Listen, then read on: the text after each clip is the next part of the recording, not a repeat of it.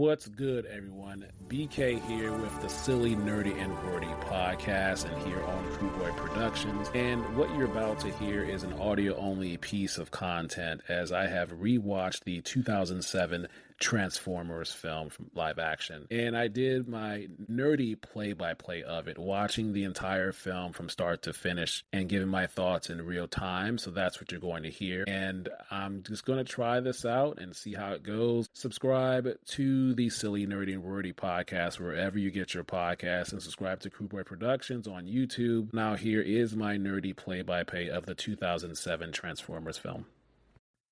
And within the first 39 seconds before I even see anybody on screen, I love how the film starts as you see the Paramount logo in terms of the stars coming in. You hear the sound effects with the Transformers noise with the stars coming in as soon as they touch the water, because it puts you right in the mode. This is a Transformers film. Before anyone comes on screen, before there's any dialogue, I just love how it does that. As this film gets going early on in within the first 4 minutes, another thing I notice here that I'm aware of is that the director of this film, it is Michael Bay, but prior to him even getting to this point in his career with this first Transformers film, he had an established working relationship with the U.S. military, specifically, if I remember, the Department of Defense, with such films as Armageddon, Bad Boys 2, Pearl Harbor. He has a respect for them, and I believe they're fans of the Transformers IP, thus allowing him to film in these different locations, use the different tools and items and things and vehicles for the U.S. military, probably having technical advisors on set to talk and use the different things that we see in this very first Transformers film, because there's a heavy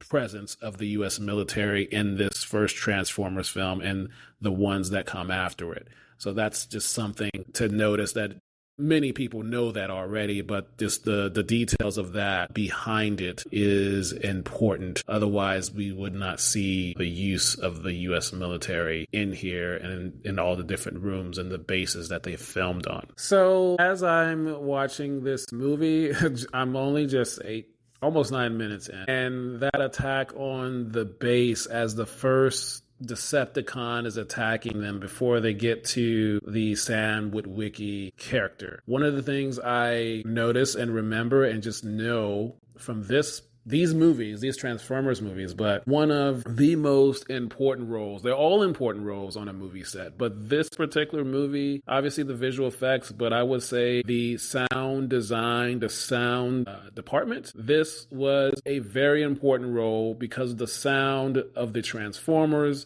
the sound that they make as they're transforming into the different vehicles, in and out of their exoskeleton, as with their, standing with their legs and then going into the vehicles. That's very important, getting those different sounds of this, in addition to all the other types of sounds, but specifically for the sound of the Transformers and the explosions and all that stuff. But the sound design, the whole sound department, a very important role on this Transformers movie, as I'm still just getting into this film. All right, as Sam Witwicky, which is portrayed by a young Shia LaBeouf, he's talking about his grandfather, and they do the flashback of him in the Antarctica in a very frozen location. And he says the line, which is going to be very key later on in this film: "No sacrifice, no victory." His grandfather says it in that flashback, the character. And then again, his father says it as they're at the car dealership. That line becomes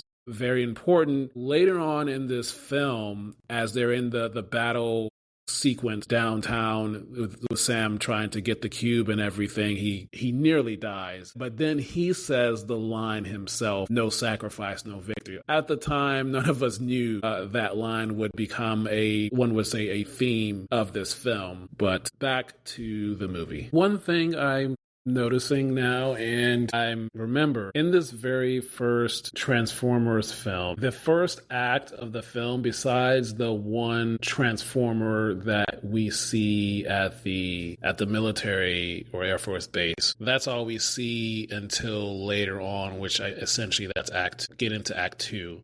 What I'm trying to say is that Michael Bay, the writers, in this first '07 Transformers film, they did a very good job of establishing the human characters and the relationships and building that up before we get to see Optimus and all the other Transformers and Decepticons. In that first act, that first 45 minutes or so, really great in terms of just getting us to care about the human characters in this film with Shia LaBeouf's character and Megan Fox's character. So just really, really great job as I'm noticing that, because I haven't even gotten to where we see Optimus Prime for the first time. So that's just something I'm noticing now and just remembering. So great job with that. All right. At this point, I'm at the point where the guys that are in the desert, led by Josh Duhamel's character and Tyrese, they are just being attacked.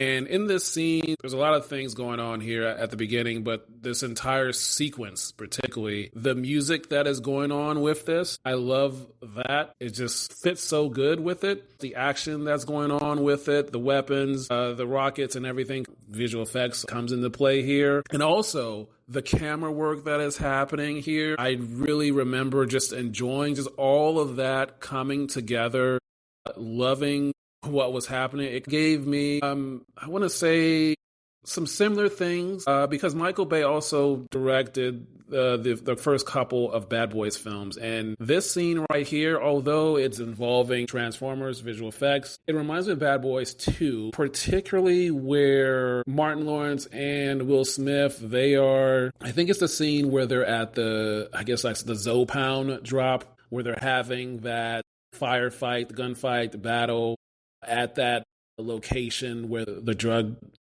thing went wrong, and with that cartel, which I can't think of their name right now, but that whole sequence was happening in that parking deck. I would say similar to that. It's a different type of thing, but just the vibe of it all with the music that was happening in that film. And so it reminds me of that, but this is completely different. I just love this particular scene. And when Josh Duhamel gets on the phone and the whole comedy thing that's happening with the credit card, he's trying to get to the Pentagon. The famous thing that a lot of people remember, where he's trying to get the credit card from Tyrese, his pocket. We all know that. He said, "Which pocket?" He said, "Left cheek, left cheek, left cheek." So that's a funny thing.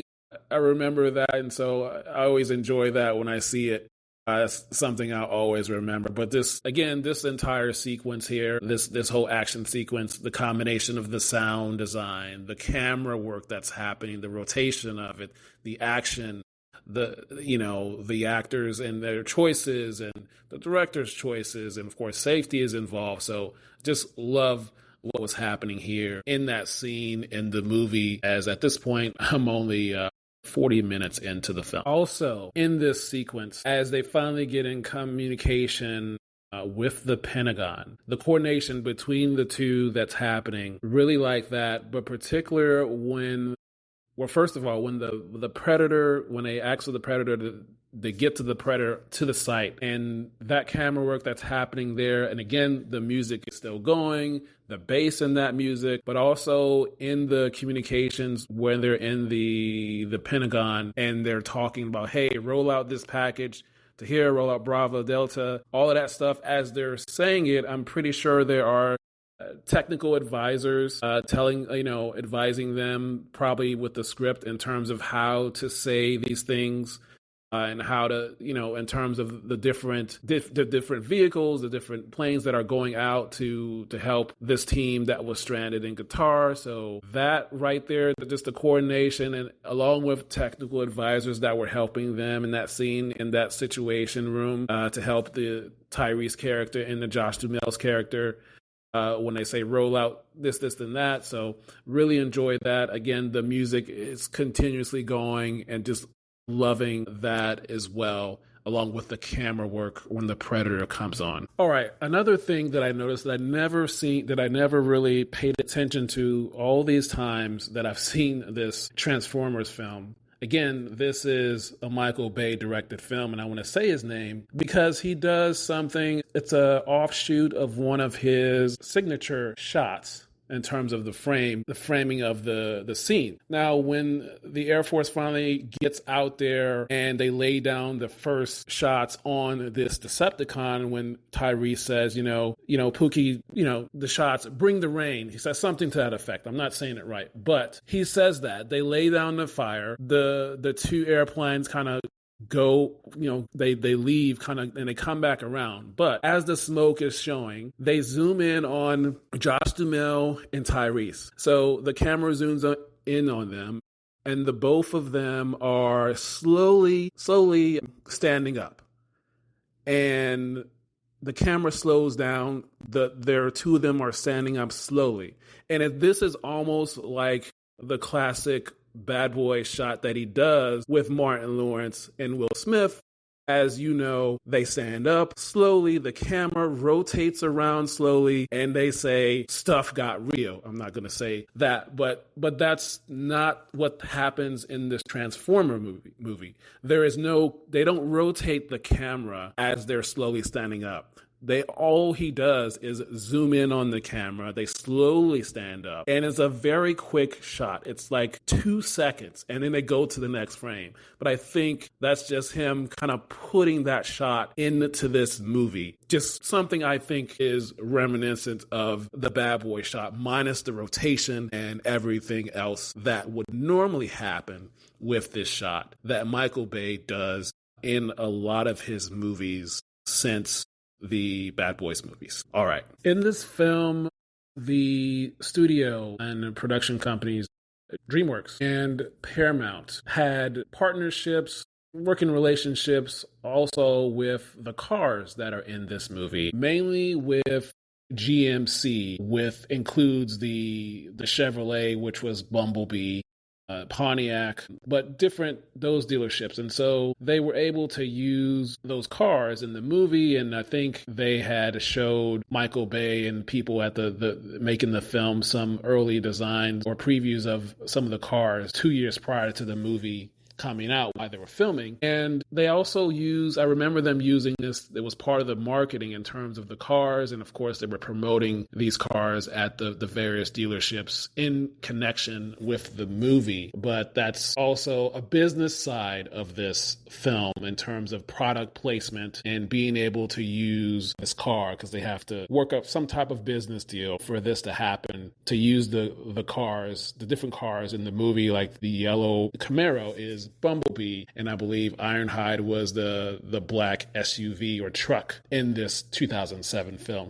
That's more so of the business side, but as I'm seeing Bumblebee in the yellow Chevy Camaro, that's something to be noticed in this film on the business side of it. Now, as Sam and Michaela, Shia LaBeouf and Megan Fox, their characters, they see Optimus Prime. He comes on screen for the first time. He's talking, and the other Autobots are there and in that little alleyway. And at the end of that sequence, before they head to Sam's house, there is a nice quick shot. It's like a nice freeze frame. It's a movie poster that shows all of the Autobots standing around in a semicircle in front of Sam and Michaela. And if you pause it as the way I have it right now, they are facing the Autobots and the camera zooms out. And so you see the back of Sam and Michaela, and you see the Autobots facing them. It's a nice shot. So for those that grew up watching the original Transformers cartoons, and of course for those that had those toys, I didn't have the toys back in the day, but for those that have that, that's a nice, a childhood thing come to life, seeing all of these things. This particular shot in the film come to life with these two characters surrounded. It's just a nice picture, a nice frame, almost like, a basketball being, game, being somebody being posterized, but it's just, or a team or whatnot. But you just see the Autobots. You see Optimus, you see Bumblebee, Ironhide, Jazz, just surrounding them. It's a nice shot that they show here. It's quick, but it's a nice frame. So great job by director, cinematographer, getting this quick frame here. Okay, still making my way through this first Transformers film, about 36 minutes left to go. And as I'm rewatching it now for the first time in a long time, acting performances wise, I don't remember, and now that I'm seeing it now, there wasn't anybody that really stood out, like performance-wise. This was more so all of the ensemble together. Nobody really just stood out that just made you focus on them or two of them. I think everybody, like I said, is just more of the ensemble. Everybody played their role well. Enjoyed the comedy from Anthony Anderson, a young Anthony Anderson before Blackish came around. He was great in his role, and maybe just the voice acting of Peter Cullen as Optimus Prime, and he's been the voice the entire time since the beginning, since the cartoon in the 80s.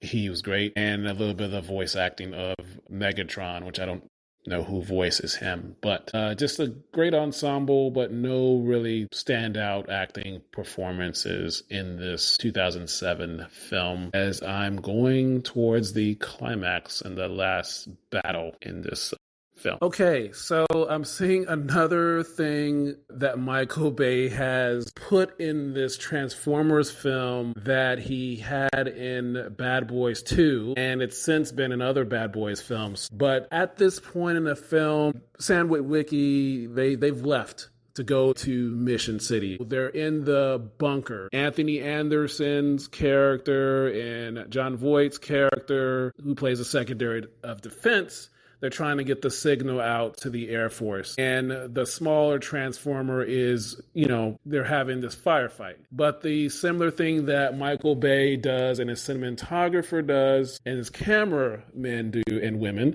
is the camera angle that's happening, the rotation of the camera. This reminds me of what happened in Bad Boys 2, also directed by Michael Bay, where Martin Lawrence and Will Smith, they are at this particular house and they're having this firefight against the Haitians. And there's the comedy going on. There's the ones with the blonde dreads specifically, but the camera angle that's happening there where Will Smith and Martin, they're on one side of their opponents and the Haitians are on the other side.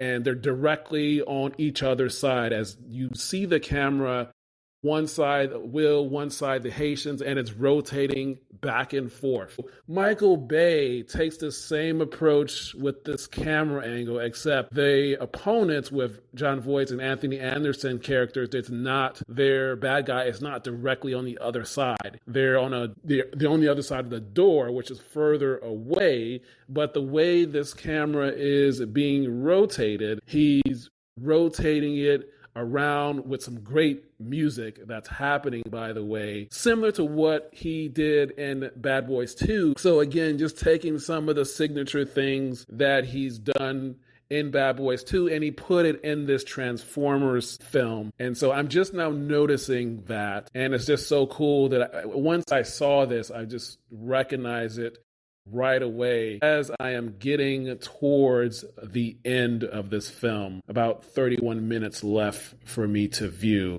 All right. Okay, so once the heroes and the Autobots, Decepticons, they get to Mission City, I want to talk about the beginning of this final action sequence, just the setting of it. So apparently this part of the Mission City in this setting of this film was actually filmed in Los Angeles, downtown Los Angeles, apparently. And so what happens here is what they had to do is most likely shut down a portion of the location they were in. And that requires permission, that requires working with the city, that requires permits, that requires a lot of paperwork, location scout in terms of figuring out where they're going to film this final scene.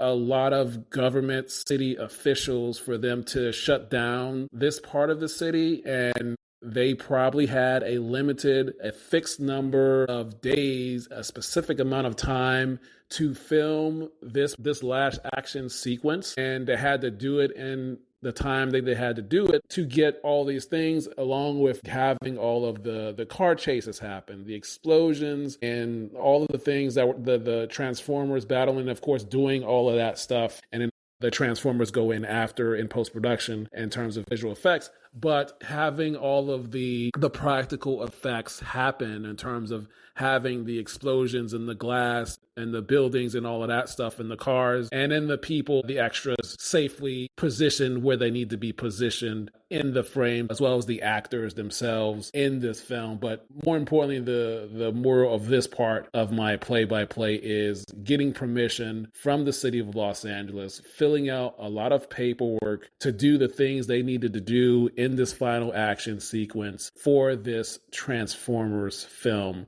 So a lot of coordination happening with the producers, with the location managers, location scouts, safety, health, and all of this, having to film in this part of LA for a fixed number of days and to get it done quickly and accurately as possible for this part of the film. And it's also possible that, I don't know the production schedule, but this could have very well been the first thing that they filmed, or maybe not. But sometimes the last scene or the last sequence is sometimes the first thing you film in a movie. Sometimes it's not, but it just depends on the production schedule that the director and producers have. But it's a possibility. I don't know for sure. I'm just guessing, but that it does happen where in many movies where the last sequence, the last scene is the first thing that's filmed. But I don't know that for sure. It's a possibility. Also, big props to the cinematographer in this film. As I'm in the final sequence here, and the Autobots are saying, "Hey, Starscream is coming in. Take cover," and he shoots his shot. They raise the truck to give cover, and Michaela and Sam are on the ground, and as they are rising up, you see a nice yellow-orange color palette on them with the sun shining on them. The camera moves in on them close. So nice visual shot there with the director of photography involved. I would imagine also the colorist role is involved in this shot, along with the cameraman or woman operating the camera to get these shots as well.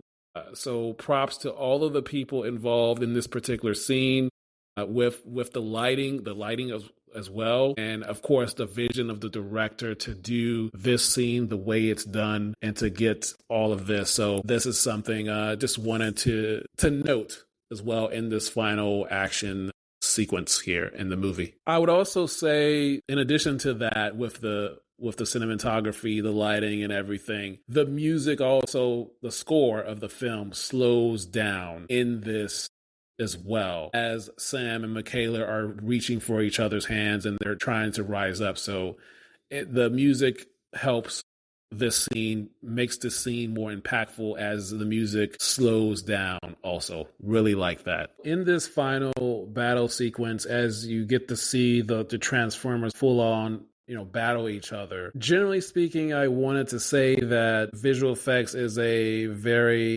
important factor in this film. And just knowing what I know, the visual effects in terms of the Transformers with these, even though we see these shots of the Transformers doing these slow motion shots and battling each other, it's just one frame, one shot. But to do what is happening and see what is happening, those are hundreds upon hundreds of shots to get the Transformers to move and do what they need to do. Even though from what we see as a fan in the movie theater and at home in these shots, there's like one or two frames in it. But in actuality, when the creators, the engineers, the developers, these are hundreds upon hundreds of shots just to get it in one or two frames of within the story of this film. So it's a lot of work that happens behind the scenes with these visual effects companies